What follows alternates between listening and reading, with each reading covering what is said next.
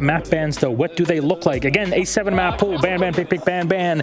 Pick as our decider. James, take us through it. Okay, so look, this is always going to be a tough slog for SANDBOX. Empire certainly have the upper hand. They just go straight in and ban Chalet, which is their insta-ban, so no surprises so far. Chalet, not a map we've seen SANDBOX play, but Empire just playing it safe. Coastline ban out for SANDBOX. That is, believe it or not, not one of their most banned maps, but it is one of Empire's best maps, so that's more of a target ban.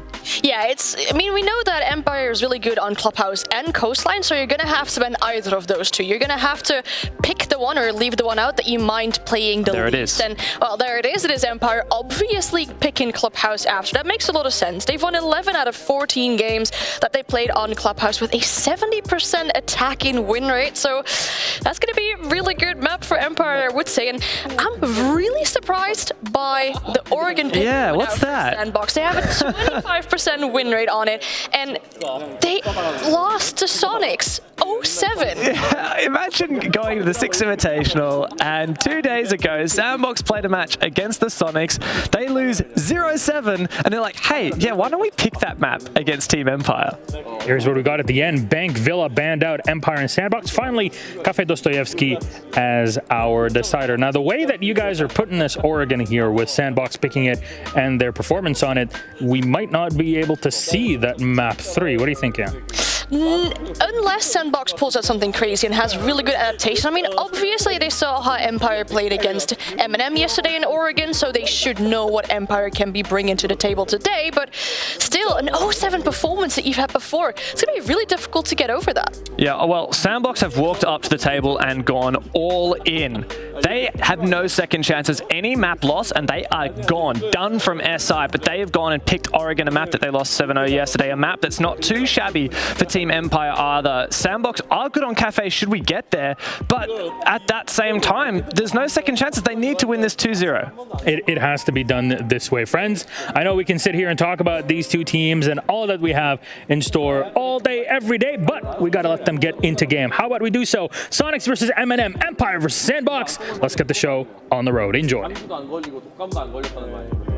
Thank you very much, Milos. It's our pleasure to be here this morning once again on the Bravo stream as we get ready to dive deep into our match here on this stream, which is going to be quite the interesting one. It's the one that Desk was just talking about, as it'll be Team Empire versus SANDBOX. You're definitely going to want to keep the main stream open as well, as unfortunately for SANDBOX, if the Sonics are able to take even a single map out of the 3 that's going to be played out over there, that's it. Their chances of being able to make it out of this group are gone, because even if it's a 2-0 win for SANDBOX, they would only tie with the Sonics, and through the tiebreaker mechanism, because Sonics won through a 2-0 in their own matchup, they would end up winning that one out. Yeah, it's always unfortunate when your future is out of your hands, but that's the situation that SANDBOX is currently presented. Obviously, they can still do some things up against Empire to affect this. A 2-0 here would give them plenty of points to be able to at least spring past Sonics for the time being, if those maps end up not going the Sonics way. As for SANDBOX in the moment, though, you gotta be feeling for them, especially for NV Taylor. Not the greatest land when we expected a little bit more from them coming out of South Korea, as well as just coming out of the APAC North region in general. Speaking for Empire, though, they've had some pretty solid results thus far here at LAN, but the biggest issue was, well, yesterday up against M&M Gaming, who picked them to pieces. 7-5 on Oregon and a 7-1 win on Coastline for M&M. Empire's coming back more than likely with a vengeance. Gonna be a difficult game for SANDBOX to pull out. But explain once again why SANDBOX is feeling the confidence to go back to Oregon. Keep in mind, folks, SANDBOX did have the day off yesterday, and that break they had couldn't really have come at a better time, as they dropped their matchup the previous day to the Sonics in 0-2 fashion, and certainly not in convincing fashion either, as we saw them not pick up a single round on their Oregon. So if they've gone back and they've completely redrawn up their strategy for that one, maybe they'll feel the confidence to play into it here today, and maybe, just maybe, they'll bring a strategy necessary to come out on top. But like we said, it's a 2-0 that's almost a necessity here for this team to try and survive, to try and make it to our playoff stage. Let's see if they can get it done, as we're heading into map number 1 now between these two teams. It's going to be on Clubhouse. You can see the fan vote in front of you. You guys at home seem to be favoring Empire, and I would generally tend to agree with that, but let's see by how much as we get into our first map, we get into our initial ban phase. A long road ahead of us and a pretty fun best of 3 in between these two starts now. Get into this ban phase here, as Empire will be starting us off with a Thatcher ban. Definitely going to be one that we see pretty rudimentarily here on Clubhouse. More than likely the other offender going to be a pretty straightforward one as well. What we'll have to see as we get down the last couple of seconds here, it's going to be Hibana, and that's quite expected when it comes to the hatch play here on Club. Yep, no huge surprises on our attacker bans. I would imagine that defender bans as well going to fall in line pretty much with what we've come to expect. Could get a curveball or two here, but that's an interesting one actually, as Maestro is going to be coming in. Not necessarily a common ban, I would say, but one that definitely makes decent sense. The proficiency of the intel of the cameras, as well as the fact that it can impact, so, you know, for your basement holds and whatnot, he's going to be pretty useful, potentially trying to trick out like kitchen hatches and stuff like that. It's a comfort pick for a lot of teams, so getting rid of it is certainly going to shake things up a tad. All right, well, time to talk about how complicated this just got because of this ban phase. With Maestro and Valkyrie both gone, that's going to require, or limit the intel rather, on defense just a little bit. But the big thing that I want to talk about is this Thatcher ban with no Kaid ban coming through. Especially with Hibana now gone, this is going to require quite a bit of hard breach in order to get a lot of these hatches open. The big struggle bus that they're going to be on for this one, John, is going to be the kitchen hatch, and how scary that thing's going to be to actually get now. They'll have to actually end up destroying some utility from underneath in order to do so. So it's going to be pretty difficult in order to get that hatch initially for the offense, but we'll have to see what these teams can possibly do. We do still have Maverick in play, obviously, so there is some good capability to be able to potentially utilize him to quickly knock some of those out. On top of that, too, you have the secondary hard breach, which can certainly assist with that. But once again, as Stokes was mentioning, still going to have to try and work your way past the actual K charges first, which is going to be the bigger issue here for Empire, or rather for SANDBOX, it should seem, on the opening half. But the good news is, no pick initially, so not going to at least have to deal with that on our first round. Certainly could become a factor on future rounds, though, but like we were talking about, it's really the hatch play where it's a much bigger issue. Things like the balcony walls and whatnot can be very easily countered by Maverick, so this is the big ticket item where we're expecting to see a K, and it's actually somewhat surprising to see Empire not choosing to go for it. Yeah, absolutely the case, but obviously, like, there is ways to counter it out with a lot of explosives and stuff like that in order to achieve that, and from what we've seen at this land, frags have been the name of the game inside of Rainbow Six, and it's going to be no different here for SANDBOX, as we have MV Taylor on Sledge. Nova will more than likely be bringing them for himself as well. And if you guys look to the top hand, right-hand side of your screen, you can see all of the utility being brought by SANDBOX. It'll give you a numerical value as well. So we have 6 frags. We know that 3 people are bringing those along for the ride. Shayal will also have the impacts as well inside of that lifeline, so plenty of opportunity to be able to get rid of those later on. But the big wall that I'm worried about past that hatch has got to be the CCTV wall, where you get some cheeky electroclaws later. But that's for another time. We're about 30 seconds in here into round 1 as MV Taylor is already beginning his works on the kitchen flooring. You can see Dan trying to contest this, and speaking of Dan, we're expecting a much bigger game out of him today. He started off so very strong at this tournament, but M&M shutting him down in a very big way yesterday. And we're going to already start looking for potential top-down fights here, but nothing will be presented inside of the first minute of play as SANDBOX are not even close to potentially opening up that hatchet. That's when you would more than likely start to see the contestation come in from Empire there. A good find from MV Taylor.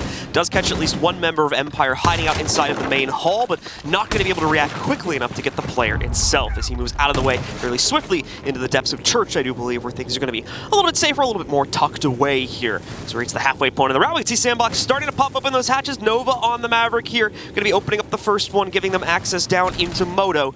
And they'll probably focus up on the kitchen hatch, and they're going to be wanting to use that. Could bypass that, though, if they want to choose to not try and waste a massive amount of time to get access to it. But things will start out well. Meanwhile, for Shepard, he's going to be able to find Static upstairs and eliminate the Yana. Yeah, Shayal will also be solo dolo here over inside of Secret Stairs for the time being. Out of drones for him as well, but still plenty of active drones for SANDBOX to be able to utilize to get some extra information on this space.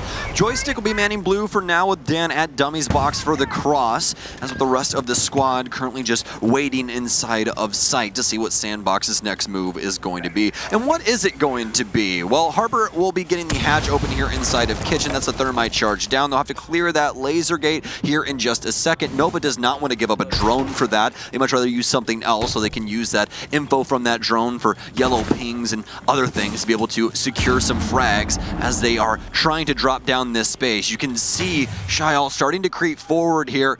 Slow and steady wins the race, but does it win it against Joystick, the cyborg himself, especially on this cross? Shael, so much to do, but luckily that LMG so damaging. He doesn't catch Dan, though, at Dummy's box, and the nice cross works out. Dan sees one drop. He'll be able to secure him as well, but not before Harper springs too. Joystick doubles back, though, through blue, and now it's all down to NV Taylor, who simply has to look down through the kitchen hatch. He'll try and nade things out, has to drop eventually here. Might not even do so, might just wait around instead and see if he can get a frag. He'll be able to do so. Can he get the second? No, it'll be on from always here as Empire secure round 1. Aggressive push from Dan deeper to the inside of Arsenal there allows him to get a multi-kill and for the most part shut down the hatch play, limiting any real estate that our attackers on SANDBOX were going to get. A definitive statement from Empire to start out the round as it's a pretty straightforward hold from them, and SANDBOX are just not able to get anywhere near enough real estate, let alone positioning, to be able to appropriately attack the site. That'll be a 1-0 lead for Empire, and they'll move swiftly along upstairs now into their CCTV and cash hold. And already we're starting to see some issues for SANDBOX Gaming.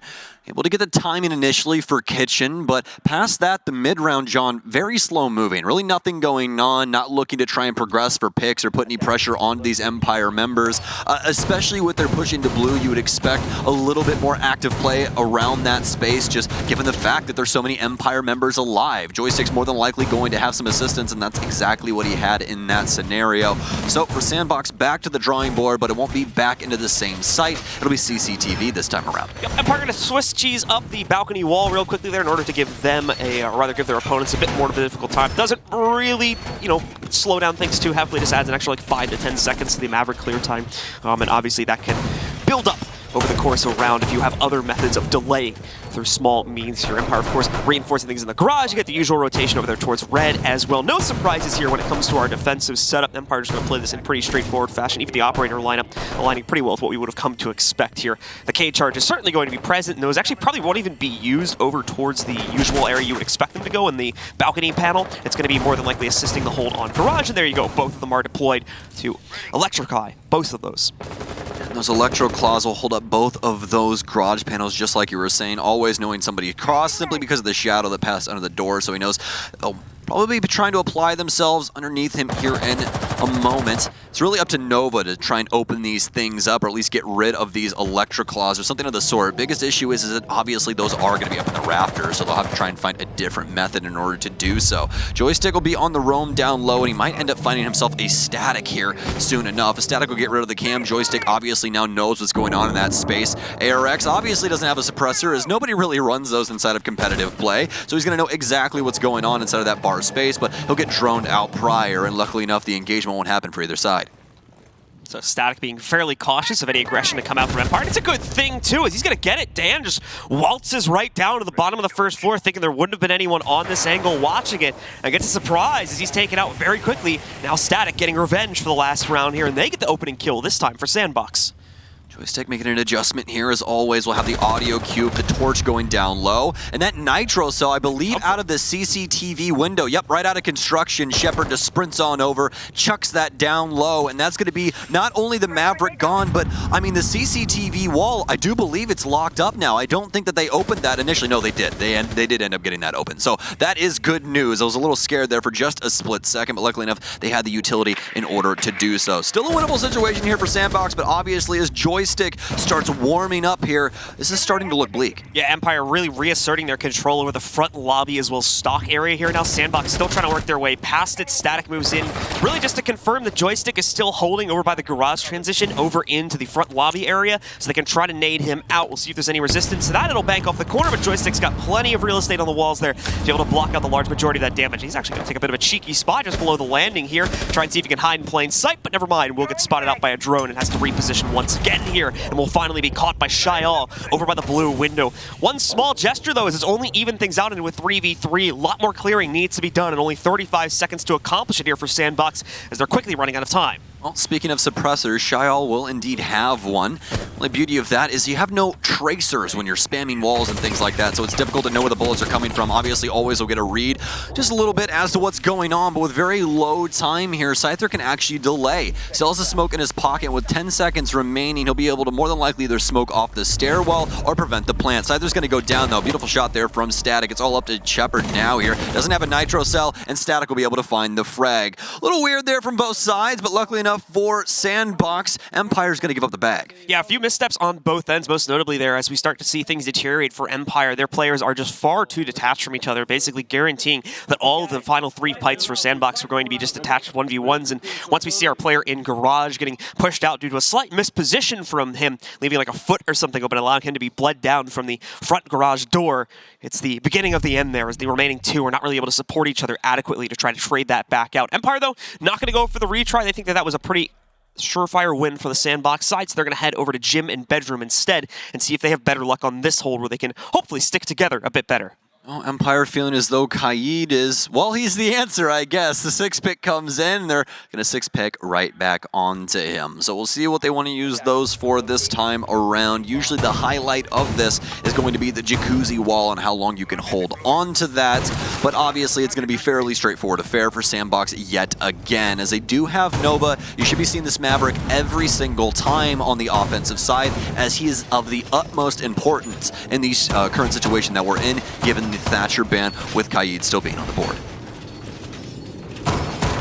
Once again, no huge splits from the normal here for Team Empire in terms of their defensive play, and over on the SANDBOX side of things, you could pretty much see the same thing as well here. Lots of range soft breach potential coming in from Shyal there to possibly open things up from down below should the need arise. And then the plethora of nades also still going to be coming in there, mainly between Envy Taylor as well as Static. With our Hard Breach team being between Nova and Harper to open things up over in Jacuzzi, and as well the kind of backup Hard Breach so that they can try to get down the bathroom wall. Of course, this side wall over here towards the security balcony as well. Now, SANDBOX out and about. Static already moving his way in through kitchen, and are they aware of this? It seems like they are, and Joystick's gonna miss a crucial shot. Static immediately tears his head off as he comes to the bottom of main. Red grenade out to try and clear out the lone area. No one home in the current moment. Looks like now with Empire losing Joystick, will still stay extended here out towards the cash side. That'll be good info for Scyther as Dan still on the roam and has the ability to equalize here if he can find his frag. No one downstairs any longer, though. Was that a botched nade? It was not, but it's not going to get the Electro Claw. I actually believe it ended up going in between the walls. It does tend to happen sometimes, and that nade's going to go far. Will it get the Electro Claw? It does indeed. So luckily enough for Harper, they will be able to get the Jacuzzi wall open now. But look at this. Dan down low. Does still have Static in the area, who has been playing so damn well for SANDBOX this entire tournament. Really been the saving grace in certain moments. But now Scyther, he'll actually be the one to find the kill to put us back to a 4 versus 4. Aside from the first round, Static has been keeping a great watch over his position here. Just got off the drone, though, and didn't manage to catch the transition through the bathroom. So this is an opportunity here for our member hiding out right now in first floor bathroom.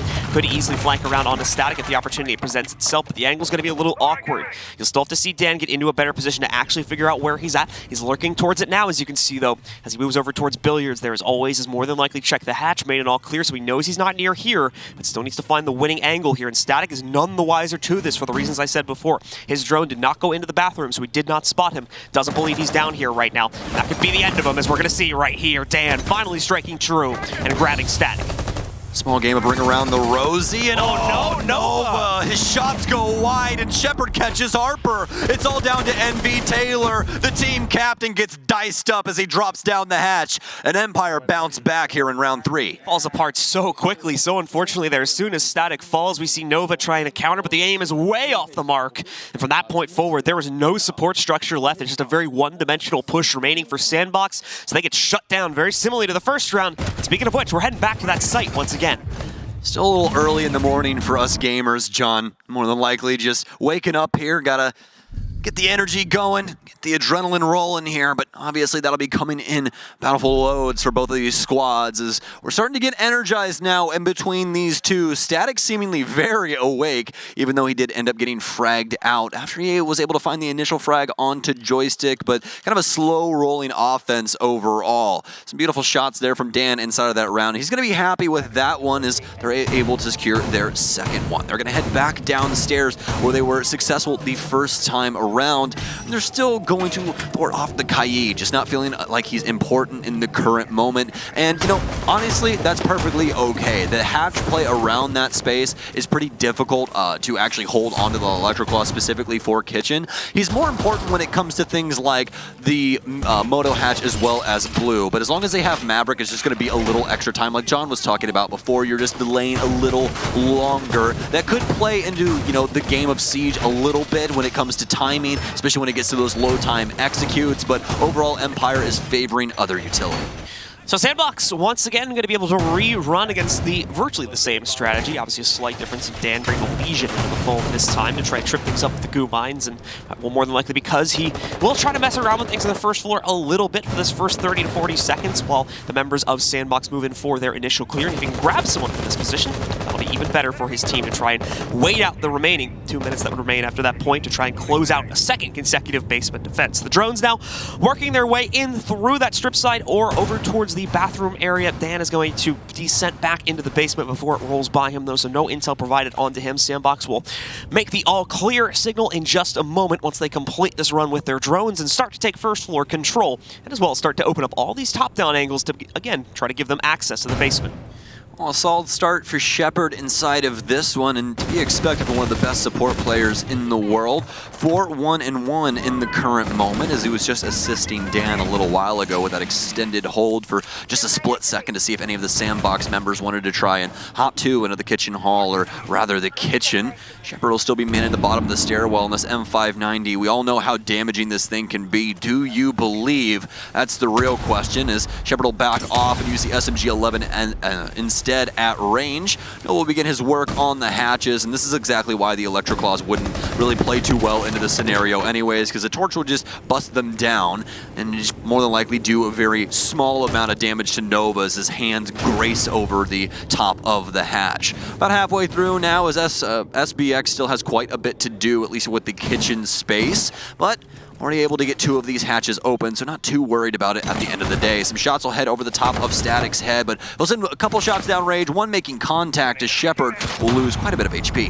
Yeah, Empire gonna have to back up now as a result of that, so SANDBOX once again getting into execute positioning and having a lot more to play with this time as well here. So Empire might have their work cut out for them inside of this final minute of the round due to the positions that SANDBOX now maintain. Where is the push going to come in from first? That is the next question here for SANDBOX, and it's gonna be a minute while we get an answer. As Harper, as you can see, they're trying to open up access towards Church. It's actually going to be Joystick to strike first overall in this round, as he grabs Shyall. Normally has been the entry king here for SANDBOX, so a big piece of the puzzle now going to be missing. A Nitro chucked out to try and grab Static, but it will miss. And Harper tries to go in for a response, but no dice on that one either. Still just the earlier damage done to players like Joystick, Dan, and Shepard to account for. And now only 30 seconds left to play into it. First smoke goes in for Harper to make them feel like they're maybe going to try and push out through the Moto doorway. They're also going to send the Gemini clone back through the main hallway here to try to get some intel, but it's immediately shot out. Not a whole lot going to be transitioned to the other side. Envy Taylor does line up not just 1, but 2 shots, however, against the members of Team Empire. Scyther for a response, and he's going to look for a double of his own here as we come down to just 15 seconds left. The response from Scyther did drop the case onto the ground here, and Shepard and Joystick, along with Scyther once again, strike true to fend off the rest of the attack from Joystick and pick up another round for Empire. Beautifully done there from Empire, and wouldn't you know, John, the kitchen hatch not being opened inside of that scenario. Very unfortunate for SANDBOX, as they can't apply pressure in the same way with that hatch sealed like that, so they have to go to the bottom of main and try and push in that way instead. Fortunately enough for Empire, they're able to get the comms clean and clear and understand what's going on in the moment, especially with the way that SANDBOX were able to push that. Envy Taylor with 2 big kills as he transitioned into Armory, but Scyther catching him off guard as he tries to put the case down. Very well done there from Empire to keep cool, calm, and collected. So once again, ring around the rosy here for Team Empire. They're just going to go right back to the same sites they've already played, into upstairs, into CCTV and Cash once again. This was obviously the one where we saw a fault for Empire here. SANDBOX able to abuse the positioning from Empire, slowly eliminate these guys out one by one, especially once it got down towards a 3v3. Empire never really had the opportunity to regroup closer to the site, so all their remaining players were too spread out. And SANDBOX was able to 1v1 their way into a win there, taking full control of their first and unfortunately for them, only round so far in this map. We'll see if it'll yield secondary success, or once again, if Empire's adjustments are now going to come into the fold here. As we're actually going to get a Bandit pick, interestingly enough, for Shepard here, alongside a Cade. So they're really going to be looking to electrocute pretty much everything here. I'd imagine even the balcony walls are going to get reinforced, even though it'll be relatively futile in the grand scheme of things. Absolutely the case, my friend. Get these electric claws back down. Always will secure those. We'll get some bandit batteries out here as well, just to make sure those don't get blown so quickly. And honestly, looking back, obviously hindsight usually 20/20, I do believe that they actually did end up leaving that wall unfortified before. They did have reinforcements, but unfortification in Siege usually just tends to mean, well, it wasn't electrified, so you get to blow it for free. And that's exactly what happened in that last one, I am assuming. Nova, though, he'll be quick to the trigger, or quick to the torch here, as he'll begin torching up the wall, upside down rappel. Don't get to see this one happen enough anymore, as Nova will begin torching the top end of the sheets here.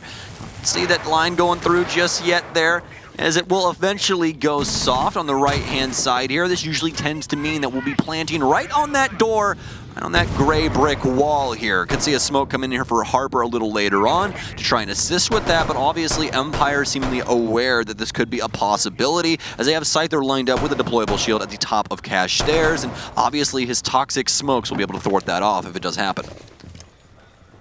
Envy now going to start lurking up as he's taking control upstairs in gym and bedroom here, still being cautious due to what happened on a previous attempt here, keeping watch on the main stairs in case there's going to be any late flank attempts from Empire back down through the bar. Not sure if SANDBOX have taken control of that part of the map for themselves yet, but it does not appear as though that's the case here. For the most part, they've ignored the first floor hold, if there is going to be one from Team Empire, as they spent way too much time trying to clear it on the last attempt here, so they're going to instead try to go directly for construction play and see if they can work their way towards the site a bit more quickly through that avenue. I'll be able to get a drone here, and as that construction has been bursted, luckily enough for Empire, the other bandit batteries on the construction double here, right to Dan's left-hand side, so Static will have to find a way to clear that. Possibly with a frag grenade, but he does end up sending that in. Nova's going to have some options for himself as well, so he'll be able to bounce one off, and as it go off, it will. Should be able to clean up those as Harper starts applying his exothermic charge. Static watching over the top of Green Box will rip the head off of Dan. Nova will lose his life throw through the torch lines, as Joystick trying to get the flank in, and no flank drones, nobody paying attention, and they're going to lose so many lives! Dan with a triple kill! Oh my goodness! Actually, Joystick rather got a little bit too excited there, but either way, what a way to flank up the stairwell. You'd assume with so many bodies up, as well as one just down per SANDBOX, that there'd be a flank cam around somewhere, but not a single person considering that Joystick could be in the space. Shyal now will just sit on the roof with a single sliver of HP, and this is more than likely just a makeshift timeout. What did I say right at the beginning of the round there? As we saw SANDBOX going for the clearance upstairs in gym and bedroom, they chose to ignore the downstairs play. They had to be careful of someone like Joystick wrapping back up through main stairs, as they always had presence the entire round. Back over in the bar, back over towards the front door area here, as we're now seeing Shyal take control of that, but no one watching that flank when he decided to make his ascent, so Joystick goes huge and picks up that triple kill for himself, and is able to shut down the round nearly single-handedly for Empire, as they rebound on their second attempt up here, and CCTV and Cash take control of without too much of an issue, and now go in for their final round, which is probably going to be another gym bedroom hold. You have to feel for SANDBOX in that moment, because Joystick just pulled the wind from their sails. I mean, they had so much going for them in that moment, especially with the two big picks that they were able to secure, but when you get a triple kill like that, that's really all she wrote for Siege. There's no way that you're going to bounce back from that unless something absurd happens, and especially inside of competitive play. But now for SANDBOX, they're looking to go up 5-1, or rather Empire looking to go up 5-1 over SANDBOX Gaming Heroes. They'll head back to gym bedroom. They're going to adopt Frost into the lineup. I really like this pickup here from Joystick, simply because of how SANDBOX have been working the map.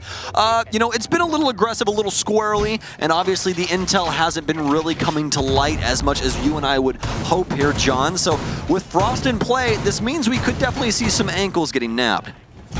So we'll see if that is going to transpire once again here for the Empire side of things, as they continue to dominate here and things continue to look more and more bleak for for the side of SANDBOX Gaming. Remember, guys, the play-in contentions for our playoffs here for SANDBOX, they are potentially facing elimination at the end of this series here, and they needed to get a 2-0 to be able to come out on top of this one and even have a chance of making it out in 4th place and knocking the Sonics out. And that's still depending on the Sonics not winning a single map in their own series, which is going on the other stream right now here. So if they do not rebound, if they do not find a way to come back in this map and go down 0-1, I'm pretty certain we'll obviously wait for confirmation from both our admin team and over at the command center for this, but I'm pretty sure that means SANDBOX are done if they drop this map. Yeah, they can only get 2 points that way, and that would only leave them in a tie in best case scenario. And SANDBOX, or rather, Sonics have the win over them in a 2-0 fashion. So yeah, you are completely right. I will put my name on that docket there, my friend. So yes, if SANDBOX doesn't take this map, it's over for them. Their SI hopes and dreams are gone, and unfortunately enough, that means that we won't have Envy Taylor and the remainder of the squad at the main stage. So this does mean quite a bit if you are rooting for the South Koreans. As for the Russian machine, though, they're going to continue to trudge on as expected. Obviously starting things off on the west-hand side of the map here. Lots to do still for SANDBOX as we're still inside of the opening minute here. Get Nova over here and start torching up this line. Static just waiting to see if he can get a cheeky pick in through the hatch for Billiards, but that's to be expected. He was playing this exact same location the last time around. Frag Grenade initially will not be able to get the Electro Claw, so where the heck is it? Is asking SBX. Slow roll up the Oh, where is it, actually? Oh, is it down low? It's downstairs. Static will finally find it, luckily enough, as we'll be able to clear that out. But again, look, it's taken up half the time here. Looks like they haven't been able to find it yet again. Maybe that wasn't what he destroyed down low. This time he'll finally be able to get it. We could have had yet another Electro Claw applied to that, but it looks like Harper will finally be able to blow this wall. But Empire doing a bang-up job of wasting so much time here. SANDBOX don't even have any info in sight. I'm almost down to the minute mark. Yeah, the actual gun duos might be a bit of a mixed bag from time to time, but in terms of the capability for Empire to delay time, that has been unmatched in this series here. Nade's going to go in, does a good amount of damage to Shepard, but he's too far outside the box to be fully killed by it. Keeps himself alive. Doesn't want to make the hop because that could be in range of the angle of his opponent was taking a second ago. Still, though, backing away from that one. Nearly takes the fight again, and in fact, ends up inside of it. Shepard's got a lucky star watching him in this round as he survives once again with just a sliver of HP remaining. 1 or 2 at the most for him. And he's going to sit in the corner, tuck away, and just hope he can line up a headshot at some later point here if he needs to contribute. Lucky star or a lucky prone key, I'd say. Shepard very low HP now, but that apparently isn't going to slow him down. He'll pick up NB Taylor as Empire's already found 2 frags in the dying moments of this one. Harper now looking for a kill inside of Wade's, but the head just going to be missed as he'll have to dash back out the wall for the time being.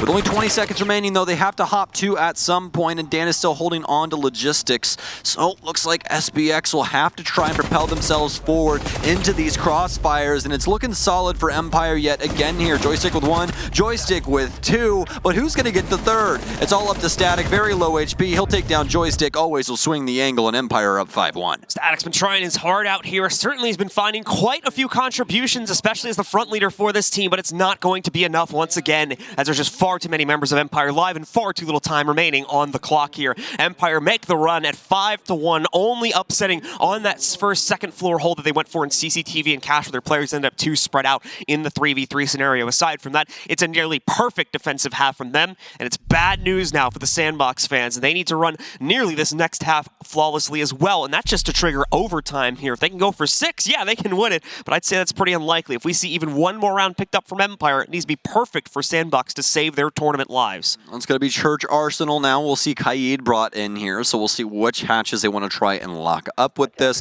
They'll also have Mute for some other walls to be able to handle and deal with those. Make sure that, obviously, Team Empire cannot get access too early on here. Past that, a little bit of denial as well as some slowing of the overall force that Empire can use onto the site initially with these Banshees at a shy also. Should be fairly straightforward here for SANDBOX. And you're putting these around the blue space as well as just the other odds and ends like the stairwells and things along those lines. So we'll have to see if this can possibly work out for SANDBOX.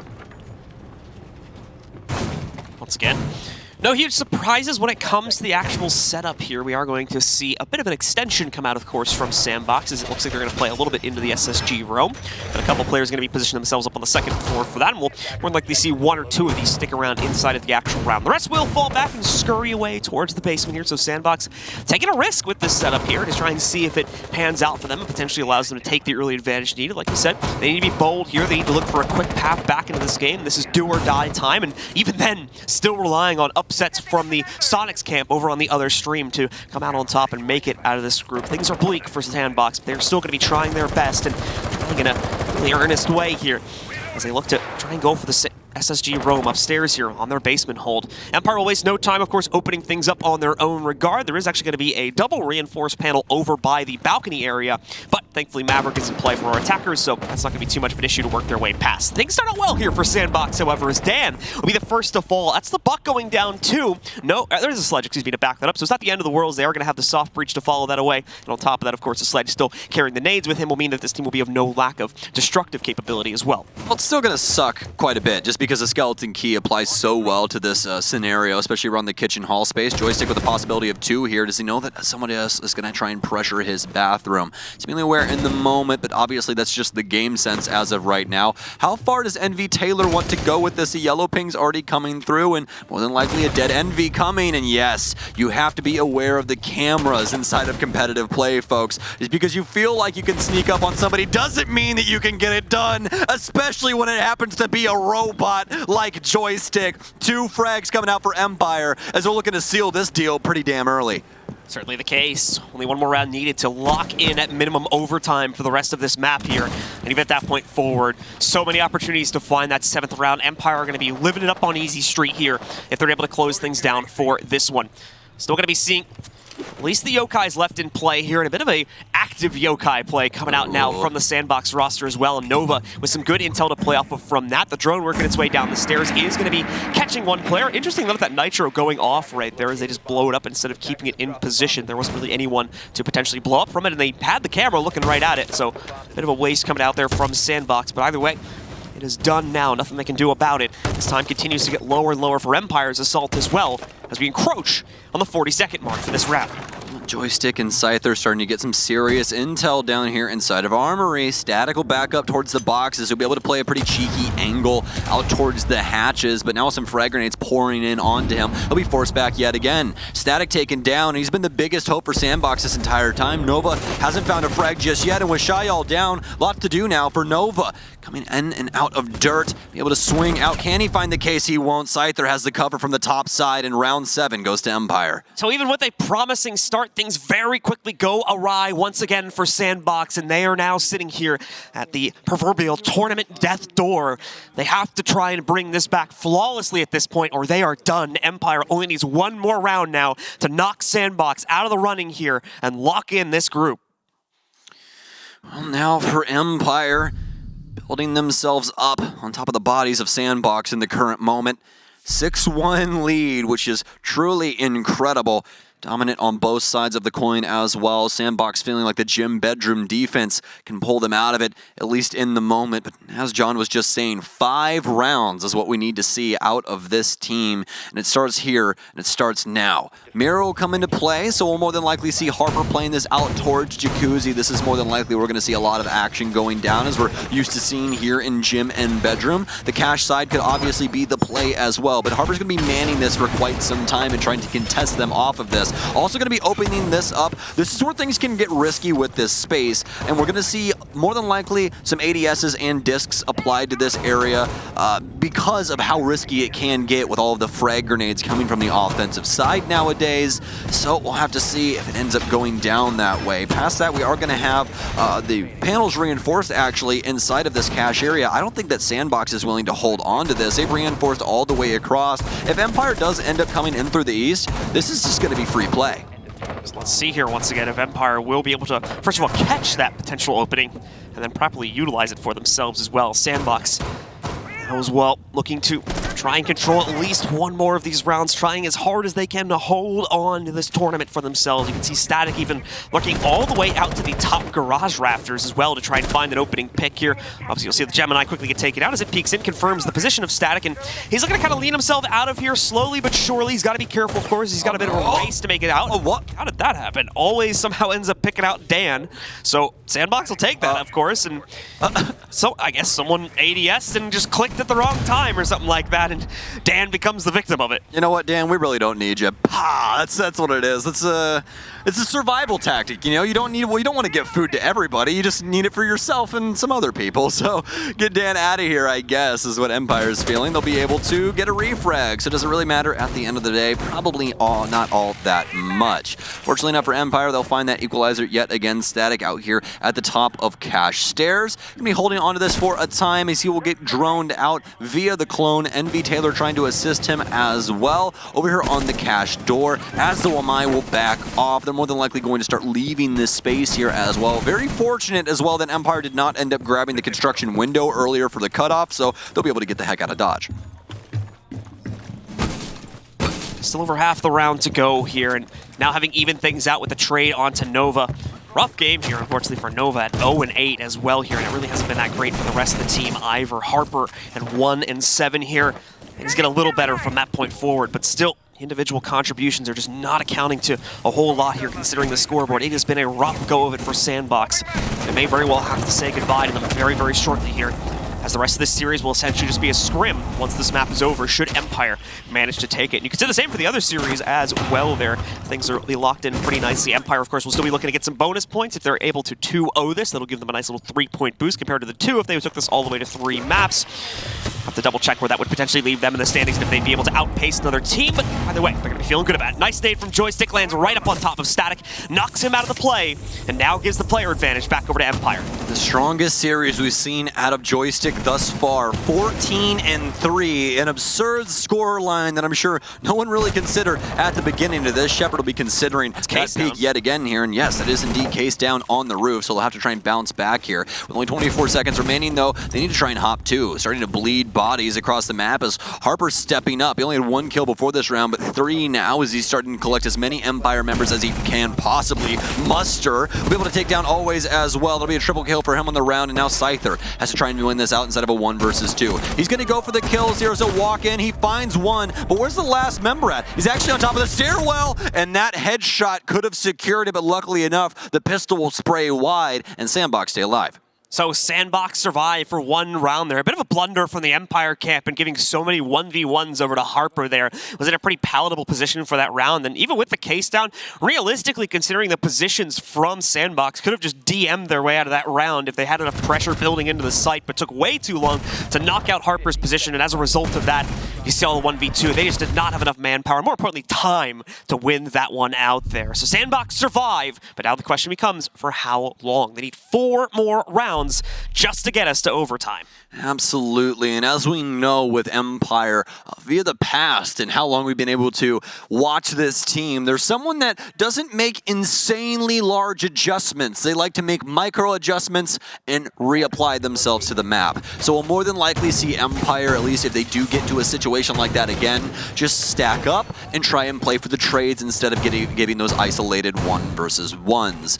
Unfortunately enough, obviously they lose the case up top, so that took a lot of energy away from Empire. They could have possibly have carried through to those dying moments and try and get a plant down and force SANDBOX in towards the site to actually fight Empire, but obviously that was all for naught. SANDBOX are going to take it up to CCTV, and they're going to pull a page right out of Empire's book, well, basically anybody's book when it comes to a setup like this in the bans. Kaid back in the lineup. They're going to lock up everything here via the rafters in these electroclaws. Let's see if this will, once again, lend some credence to the SANDBOX defense and their potential survival in this tournament as they try to venture forward, save this map, rebound this map, and bring them back into it. That's going to be an interesting mirror just placed right in the middle of it. Obviously, they'll have plenty of intel about when the breach is going to happen, and they could get a little bit cheeky by popping it open. In fact, I think they've already done that. Yeah, there you go. They're just going to open it right up as soon as they see people going in. So this should be cool to see how SANDBOX play this. I've seen a couple other teams try this in the past, usually with fairly mixed results, but curious to see how it works here for our friends from APAC. It's a pretty risky setup overall, just because you're practically giving free access to the site in a certain sense. Obviously, the window works two ways, so bullets are still going to fly through. So either going to be able to find this initially. Does MV Taylor have the impact? He does indeed. Does he stop it? Does he get it the second time? No, he doesn't. He's actually going to end up popping both of them. This is super unfortunate right now for SANDBOX. As of right now, this is not looking too hot, and I believe that's a secondary mirror window popped. Yes, it is. So many different avenues for them to try and abuse, at least out towards Empire, angle-wise. But obviously, again, that's a two-way street. Now for SANDBOX, have to win out a lot of these engagements to try and stave off Empire, who are biting at the bit currently, try and get themselves into this building. Drone game spinning up here to try and find some extra intel, extra insight as to what SANDBOX will be doing with the lower end of this map. So half the round gone by. No action in terms of any players being taken out, but Empire have already opened up a lot of real estate to play with over on the primary balcony entrance. For the rest of the team, they do want some construction controls. They're going to be moving joystick in with drone support. It's got to be a little careful as, oh no, MV Taylor tries to make a dash outside after joystick faked the peek initially. He thought he was maybe going to go back, but instead he peeked right back out and was ready for the duel against him there. So Empire strike first yet again, bringing it down to a 5v4. Shepard could very well find the second and nearly does, as Harper's HP is ripped in half here now, trying to take the fight against him. Harper low on HP, but willing to try and take this fight. Has to stay away from this smoke as well. They could possibly leak in and deal some extra damage. A nade out will be caught by the Wamai disc. Hopefully he doesn't do any extra damage to Harper, and it won't as he backs up, but he'll be taken down from Shepard as he transitions off of the AC unit. Two bodies now down for SANDBOX. As always, will make it three. Static and Shyall, the last two remaining members of SANDBOX, and the last remaining hope for them as well, as Static will be able to find one. Shepard takes him down. It's all left up to Shyall, and he's dead to always. And that's gonna be it, ladies and gentlemen, as Empire dashes away the hope from SANDBOX Gaming. An unfortunate way to end things here at their tournament run for SANDBOX, but important to note, guys, the series is not over just yet. Like I said, just there's no way for the scores, pretty sure anyway, to align for SANDBOX anymore and allow them to come back and potentially outpace the Sonics, even if outright they don't pick up any points, and we see a comeback for the SANDBOX roster in the next two maps. That would only leave them in a tie scenario at 2-2. And unfortunately, last time I checked in on the A stream, I'm pretty sure Sonics were in the lead. That was like 10-15 minutes ago, so it may have flipped since then. We're going to check it obviously during the break, but yeah, not looking great for SANDBOX right now, and it's looking like once again they're going to be our team to be eliminated for this group. So commiserations to them, but we still have more to come in this series, so stick with us. We're going to take a short break. When we do come back, we'll have map number 2.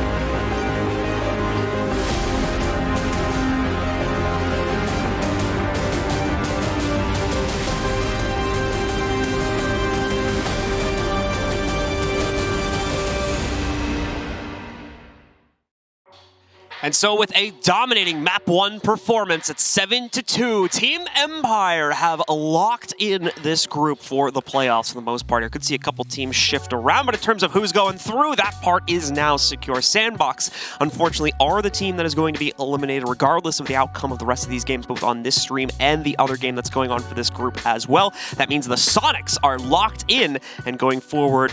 And this game is pretty much just for funsies and extra points for Empire at this point here. Regardless, we're still going to play it out. We're still going to give it a good cast. And we're going to be jumping back into it here in a sec. We'll be moving on to map number 2 on Oregon. Still not looking great for SANDBOX, though, as the most recent play, 0-7 versus the Sonics.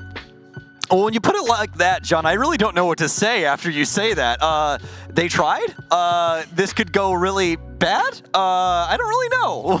We're going to have to find out either way. Oregon is quite the interesting map, as we've seen it played quite a bit here at the LAN, with some mixed results in between teams. Obviously, that 7-0, the biggest disparage, I would say, that we've seen on Oregon thus far, but SANDBOX Gaming might as well just take it as a lesson to play up against Empire on such a grand stage in front of all of you guys at home. Should be pretty fun, but here's the stats from the last game where we saw Joystick just pop off. Yeah, really the case here, and not just him as well. Shepard having some good stuff, especially from the defensive end of things, being able to find that early impact, and that great flank at one point. I think it was on round number 2 on the first CCTV and cash, or actually I think it was the gym.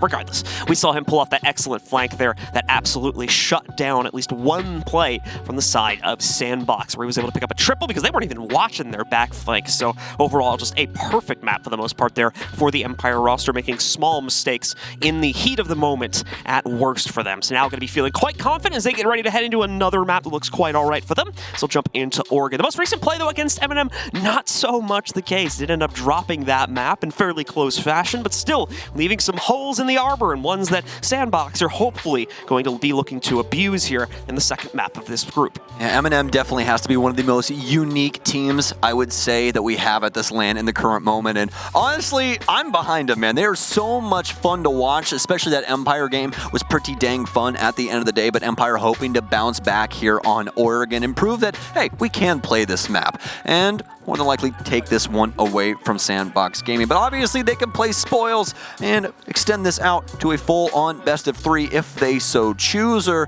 well, I guess we'll have to see. This is a competition at the end of the day, but we were just moments away, folks, from hopping into Oregon. Certainly the case here, just giving our players their last few moments to get prepped and ready to go, and then we'll have our observers start the match, get us going here for Oregon, and see if there's going to be any hope whatsoever for SANDBOX to rebound, at least in this series, to give them some respectable points to close out the group, make it look close at least, maybe activate that tiebreaker scenario at a minimum, even though it's going to be futile at the end of the day. We'll see. But once again, like we said before, SANDBOX's fate is sealed at this point. But still, we have to play out the remainder of these matches anyway. Yeah, it's pretty hard for them, especially just given the circumstances, because we usually go head-to-head and then round differential, and, well, they got 0-7. So that's just such a huge disparage between them and every other team inside of their group that you really can't climb that hill. So either way, enough of that, folks. You guys have gotten the full breadth of the story. Spiel. We've given you the full info, and there's the beautiful Envy Taylor right there, the heart and soul of the South Korean siege scene. He's been around for so very long, but I think it's time for a new king as we look over towards Danwon Gaming Kia. But enough said, folks. It's time for Empire versus SANDBOX on Oregon. Let's get into it and see if SANDBOX can improve their performance versus the Sonics from 2 days ago. They've had a good 24 to 48 hours to figure out exactly what was going wrong with that play and maybe redraw some of their own strategies. So we'll see if it yields any fruit here today versus Empire. They will be starting on the attacking side, though, so some work to do more than likely. As we get to the bans, no surprises to start things out. Thatcher done and dusted, as he'll be the first to be knocked out here. Once again, still staying at the top of our ban totem pole. Should be the highest ban percentage so far this tournament. I can definitely tell you, but you know, off cuff, absolutely. At least with our personal cast, there's no way it's not. There is no shot, my friend, no shot. Flora's going to follow that up from SANDBOX Gaming, as he is of the utmost importance on quite a few maps, but Oregon especially, as we see a lot of deployable shield play. Defender ban's now in, and SANDBOX's last choice going to be coming up now. We'll see what they want to take out for the defensive side. You ready? Yep. 62% ban rate. He is indeed the highest low ban rate. Funny enough, the follow-up to that is actually Hibana, which it makes quite a bit of sense, especially with her buff to the way that she can choose her own pattern. So her utilities is so very strong in the current moment here for Siege. Kaid going to follow through. That kind of aligns with what we were talking about on Clubhouse. When you see Thatcher banned, you usually see Kaid banned, especially on Oregon. The hatches are a lot harder to deal with on this map, especially when it comes to the basement, so they just want to get him off of the board. Valkyrie going to be the last ban here, as this is one of her stronger maps. Lots of cheeky cams to use inside of this space, and well, you really don't want an IQ inside of this area. She's a great operator, but at the end of the day, there's some other utility that can really assist you. All right, well, let's get into it, folks. Let's see what Team Empire has in terms of an appetite here on Oregon. What's up? Well, I was just looking through ban rates and stuff like that while we were on our little break here, and Valkyrie actually is the highest banned op at this LAN right now. I'd say she's like an 80, 90%, somewhere in that range. Actually, a good try. 75% ban rate, so that's quite a few of our games. 3/4 of them overall, which is actually insane.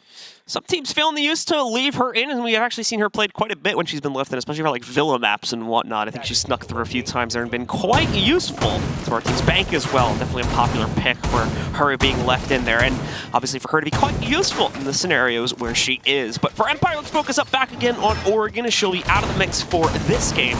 And we'll take a look at any crazy type of setups that Empire are going to bring to the table on their basement hole. Not probably going to get too much of it here. Things look pretty traditional. Obviously, you're going to have the Mira to add a little bit of a wrinkle into this one. Most notably, probably going to see that put against the freezer wall to allow for players inside of Laundry to kind of aggressively swing against that push if the SANDBOX are going to go for it. And the second one, you got a couple choices in terms of where you're going to put that. I think Cypher's probably going to support it in the usual position here in the extended Laundry closet. More than likely the case. SANDBOX will be bringing Twitch to the table, which we've seen her banned out a couple of times here at this LAN, but she has found some pretty solid use, and overall it's just the kit in general. You got a really solid AR, you have a very solid drone that can now jump, which is great. Thank you so much, Ubisoft, for allowing us to do that after 6 years of not being able to jump with Twitch drones. Also, they made it to where you can actually shoot her shock drone or her little taser at an infinite range. You can actually collect like very tall cameras and things like that. So she actually has some more cheeky applications, especially if you're pretty good at the movement when it comes to those drones. Also, the smokes can definitely assist as well. But for SANDBOX, they're going to be bringing a whole slew of different utility to assist them, including the Hatch Queen that we did not see in the last game in the likes of Hibana. Joystick just trading out some blows at the top of the stairs there. Bower towards Freezer as he tries to hold back SANDBOX for a couple of extra seconds.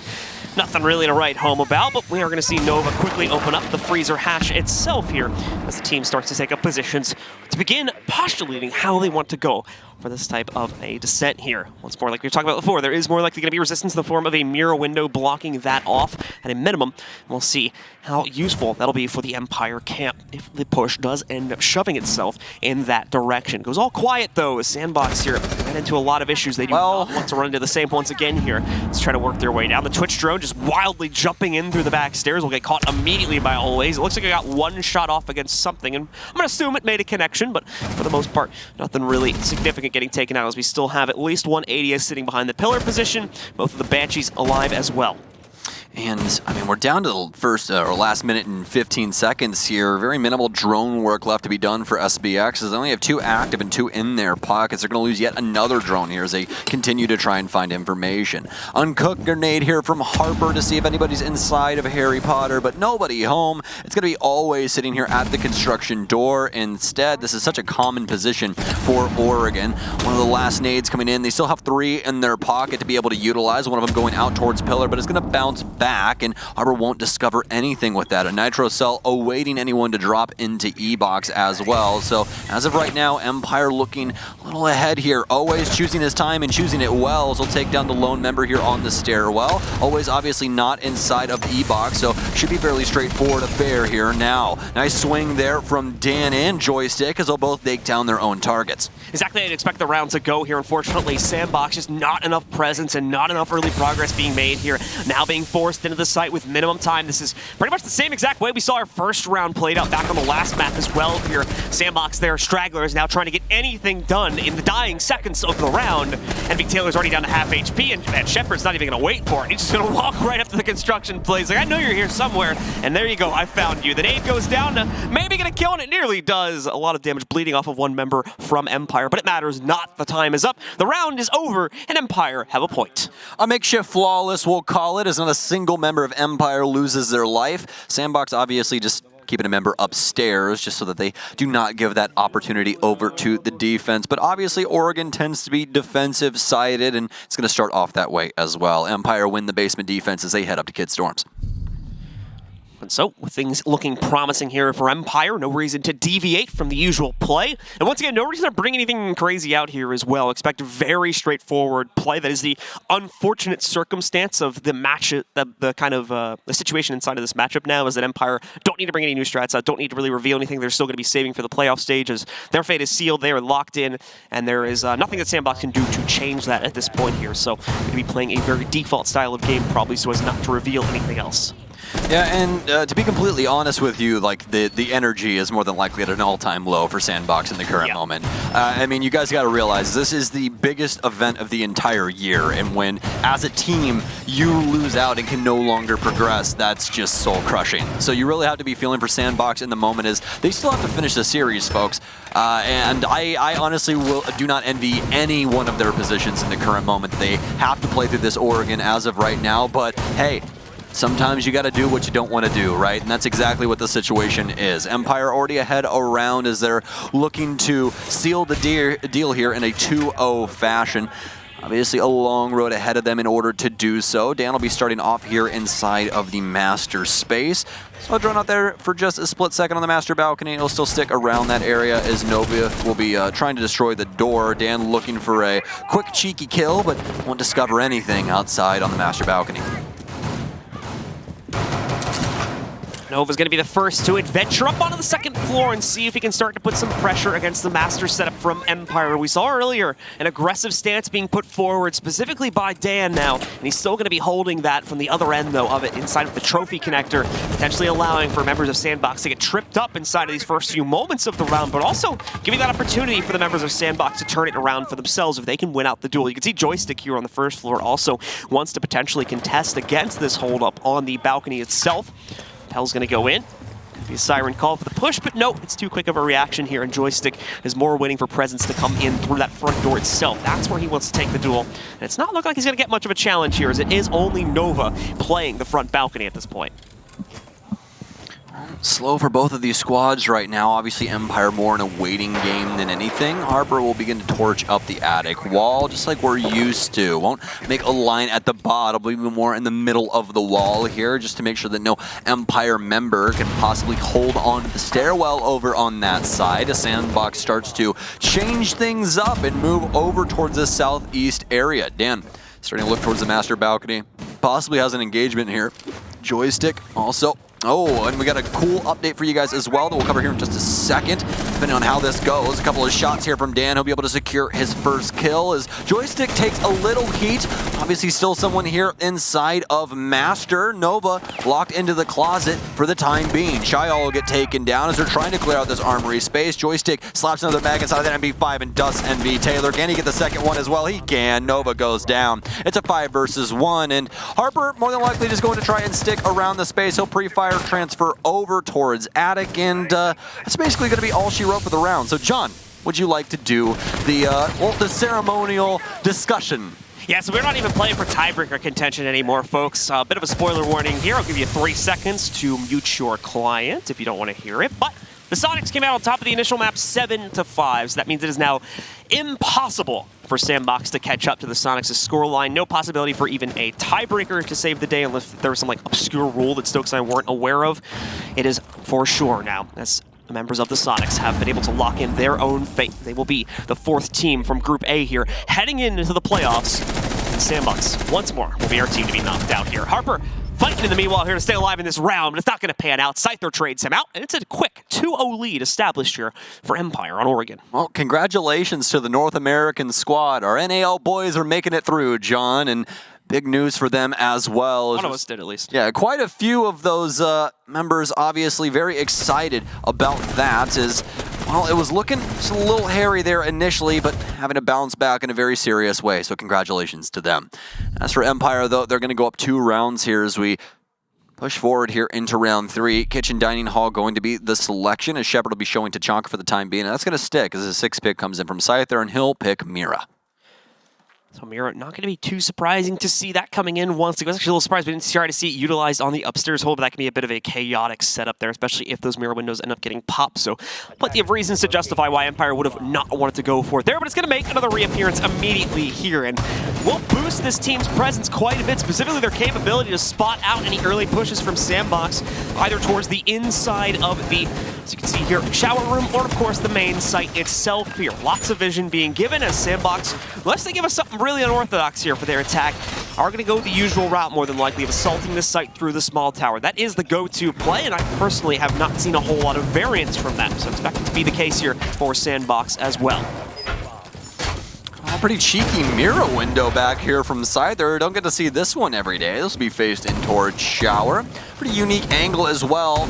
Ends up actually mostly blocking things off with that initial reinforcement. He'll be able to look out towards the left-hand side and more than likely see some feetsies once they run past that lower angle there and see in towards the shower hall as well if somebody wants to try and pressure over towards that space. But we'll have to see exactly how they can possibly work this angle. But either way, that'll be up to Scyther to do and not for us, so we don't have to consider it all too much. Fortunately enough for us, SANDBOX is out and about on the map now as MV Taylor will insert himself in towards the bottom end of the map through construction. Seen this quite a few times across Oregon here at this LAN, and this is going to be a very fast-moving offense for SANDBOX. Yeah, quickly trying to take as much control as possible. I'll eat my words from earlier here, is they're going to try to put the pressure in from the other side here, try to work their way in over towards the kitchen side of this site, and try to take control from there. It'll work out too, as they'll find the first kill, but immediately an exchange comes in from the Tachanka as well. I rarely seeing that rifle pick up many kills, but this time Shepard's going to be able to find one against MV Taylor. He was all the way up inside of security already, just simply rushed past the entire Empire setup, and obviously since Empire doesn't have anything to technically slow him down, it's going to be pretty difficult. Shyall going to require some assistance from himself via those adrenal surges after he takes quite a bit of heat. Everyone on drones now for SANDBOX Gaming's sake as they're trying to find some extra insight into this situation. Shepard trying to do his best to create some new lines of sight with that LMG and possibly tag up anyone that wants to try and deal with him as well. Fire grenade out towards Shyall, so he'll chuck in his second grenade. So all 4 in their pockets to be able to try and deal some explosive damage to Empire. As always, will take the initial heat here, but not lose his life. It's going to be some time here as SANDBOX have grown stagnant from their initial push. Shepard's going to take some heat, but Joystick will be the one to take the other member down. Dan will find yet another one, but they know Nova's inside of this space. They'll pop the mirror window off. The Tachanka will finally go down as Nova's trying to push himself forward into kitchen, but now always from the hatch will secure that. Dan picks up Shyall, and Empire have 3 rounds. So walk in the park right now here, aside from that little bump in the road to start things out. Empire up, as you said, with a dominant 3-0 stance, and just like our previous map, now looking to make the rerun. Not even any drop sites this time around here for Oregon, so things continuing to look great for Empire to pull out a quick 2-0 in this series, unless we see an incredible rebound from SANDBOX, as we'll be heading back into the basement play. Going to see some very similar flair come out here for SANDBOX's attacking roster, and the same can be said for Empire's defensive side. I'm pretty sad that SANDBOX didn't just send it along with MV Taylor. I think that was more the play there than anything, especially given the current circumstances. I mean, might as well just throw it at the wall and hope that it sticks, and it seemed like it was initially sticking. We're sticking it now. This is what I'm saying. Give me the Blitzkrieg, baby. Let's get the blitz in here on MV Taylor and see if he can possibly get us a pretty clean clip, John. We've seen some beautiful clips from Blitz over the years. I'd say some of the most action-packed ones, especially if you're a North American fan, as everyone more than likely remembers the mint clip on Clubhouse of him just simply dashing into church and dicing everybody up with the pistol. I want to see SANDBOX bust out the dumbest strats they can think of here. Just make this entertaining. I mean, you know what? You give me 5 minutes in a coloring book, John, I can make you some of the dumbest things you've ever seen. Need to come up with like a siege strat roulette here.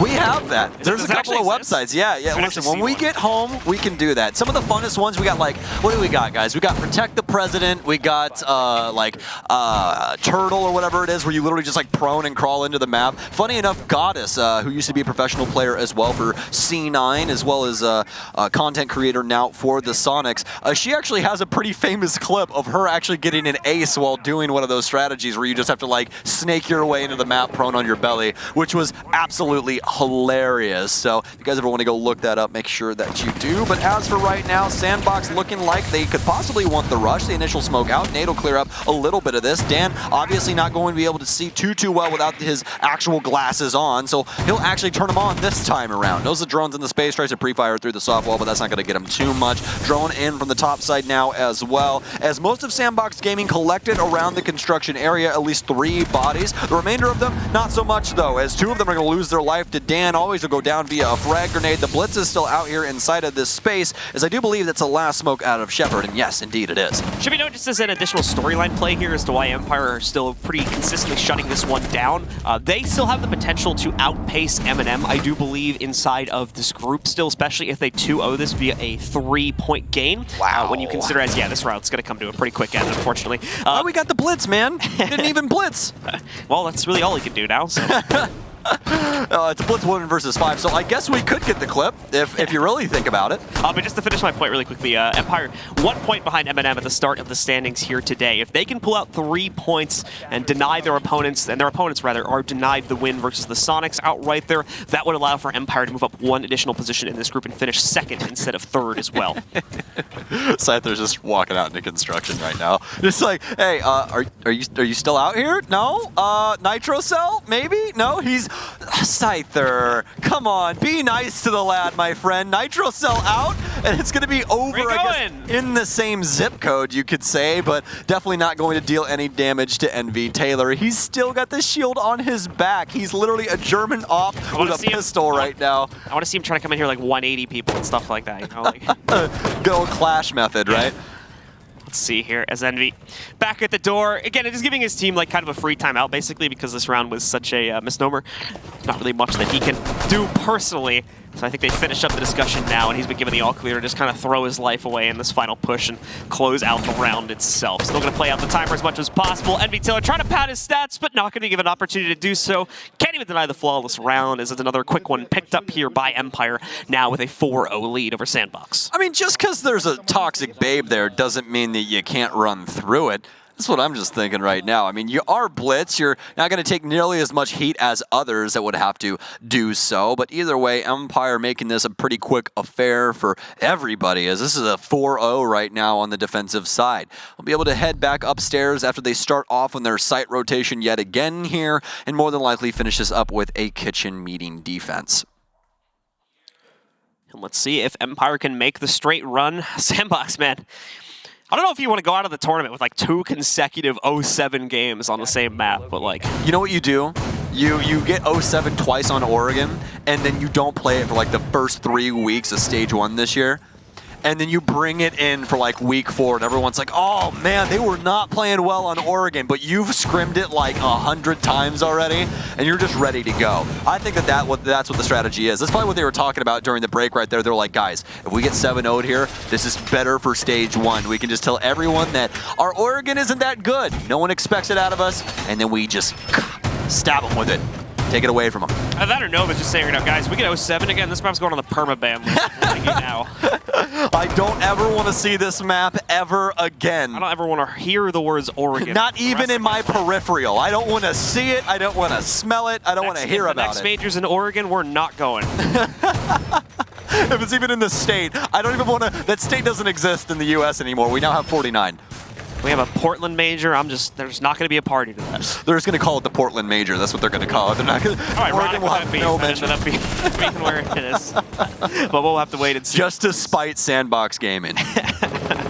As we see Empire once again looking to completely control things for the members of their team here inside of this series, which has gone quite swimmingly so far. For them, only 2 rounds dropped so far in the first map that was played out. Looking to see if they can make it completely flawless here for the next one. Oh, Harper with the quick hop down. Not gonna miss the opportunity to find Joystick, it seems. And Joystick really none the wiser to it, I'm pretty sure. He just runs away and little awkward encounter will finish, and SANDBOX will be able to continue forward here as Harper can now start opening up the attic walls.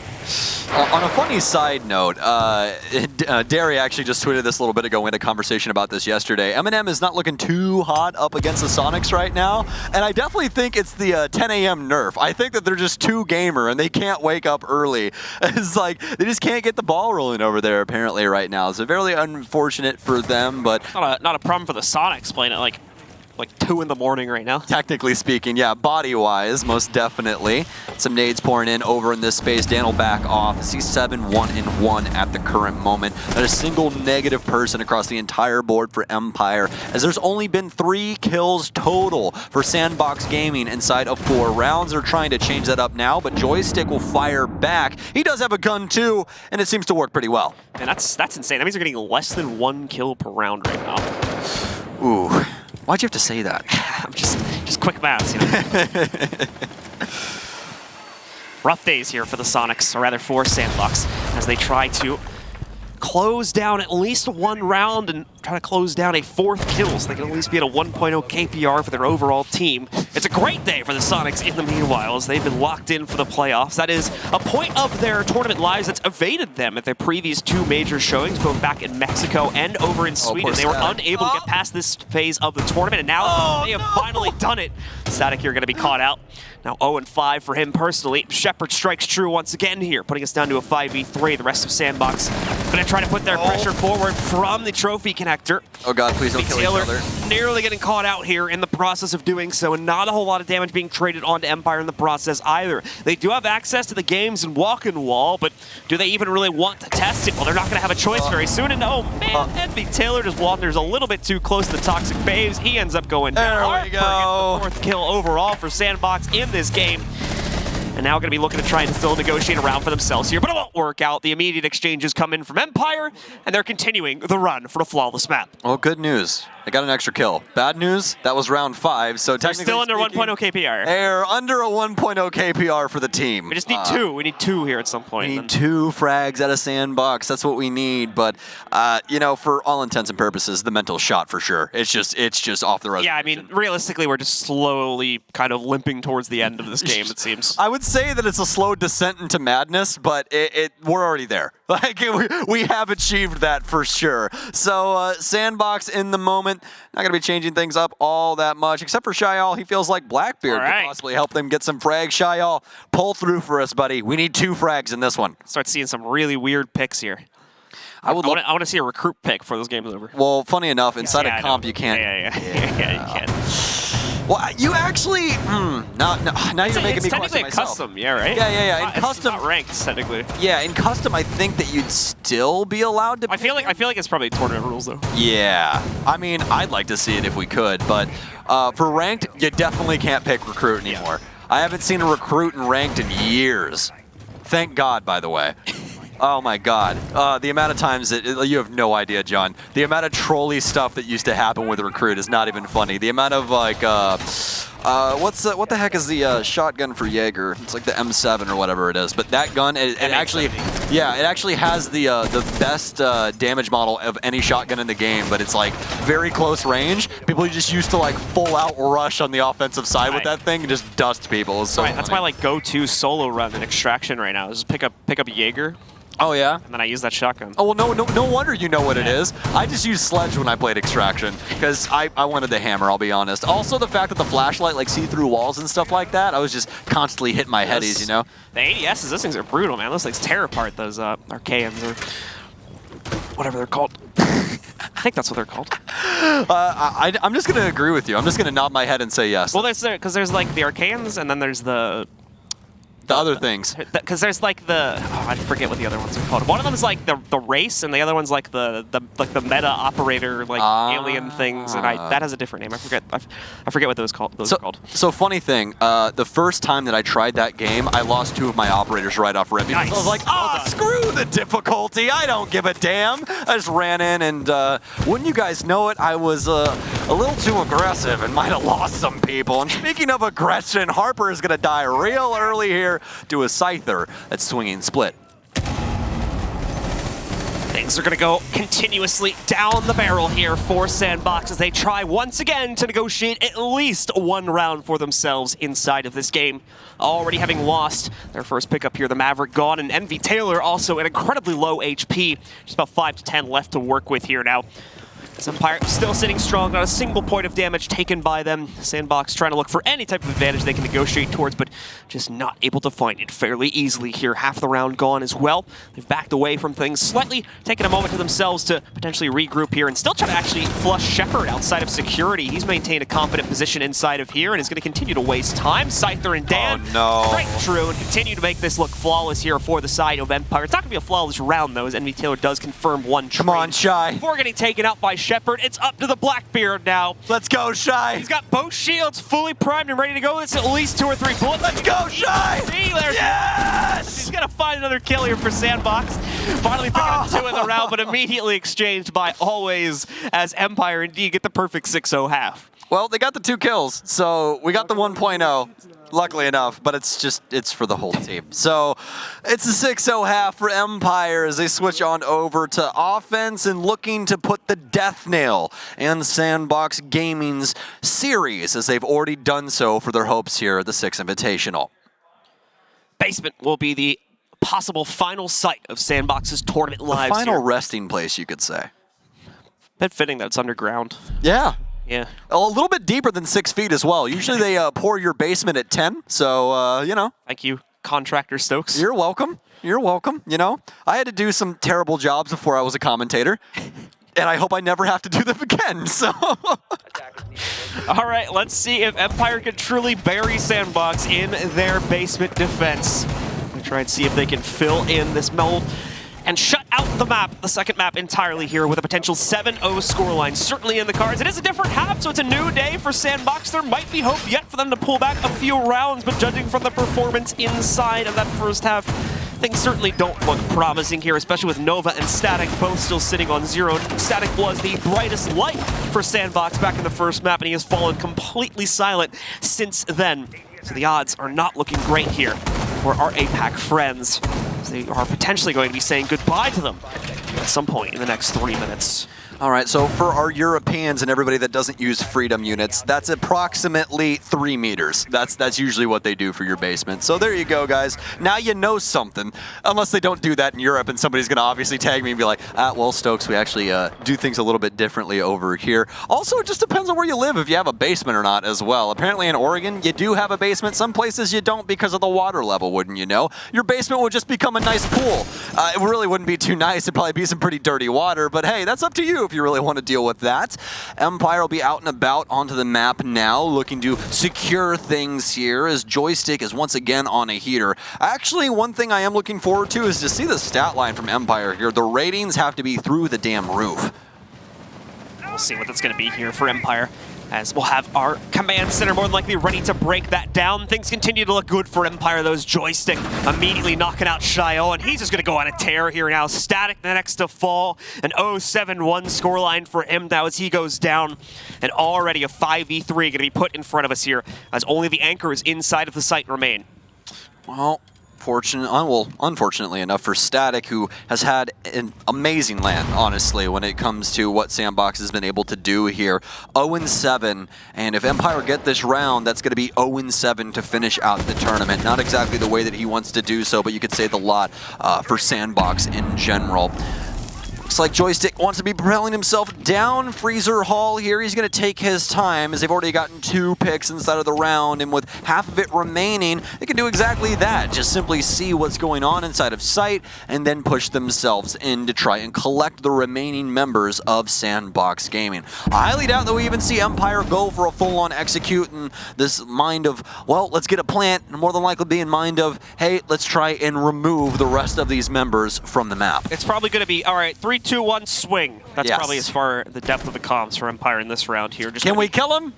Checkbox. That's what it is. So let's wait for that point to be reached here as Empire is still going to be drawing things out to check on it. Harper actually swinging himself up through the freezer stairs, but yeah, quickly going for another descent here, as I think he was maybe hoping to capitalize on someone possibly pushing towards like laundry or something like that, but no one in that side of the map, and it's way too long of a walk here. The execute is upon us here, so he needs to be in the site to support his team, and unfortunately, he's going to be the first to fall as well, as he's caught in a transition moving from the outside, and he'll move up directly into Joystick, giving away that kill towards him. Edmund Taylor getting 2 more kills onto the board here, but now falling afterwards to Scyther. That'll seal the deal, ladies and gentlemen. Empire with a perfect 7-0. That's 2 0-7 losses as well inside of this tournament for SANDBOX.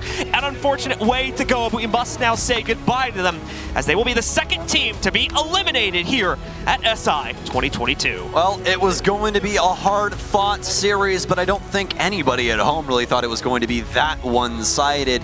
Biggest thing here is just the map pool in general was very hard for SANDBOX, especially given their initial ban. They really had to pick their poison. Do you want to take them on over to Oregon/Club, or do you want to have to deal with their coastline? There's so many different things that they had to try and consider coming into this one, but they more than likely didn't consider that this was going to be a 7-0 yet again when it came to Oregon. But that's all. It's done and dusted, folks, for SANDBOX Gaming, as Empire are now into our main stage. Yeah, and so Group A is nearly locked in. We still have to wait for the final result of the match going on over on the A stream as well. If M&M, I think, is able to come back for that one and win it 2-1, we have some tiebreaker contentions between both Empire as well as M&M in terms of who's going to end up in second place for the group. But other than that, Group A is now locked in for the most part here in terms of who is going forward. The Sonics have secured, at minimum, the 4th place position for themselves, and SANDBOX, like we already mentioned, unfortunately, is going to be our team heading home here from Group A. Yeah, it's very, very sad ordeal, but fortunately enough, folks, we have some other people to be able to break this down. So we're going to send you to a quick break, and we'll be back with our command center.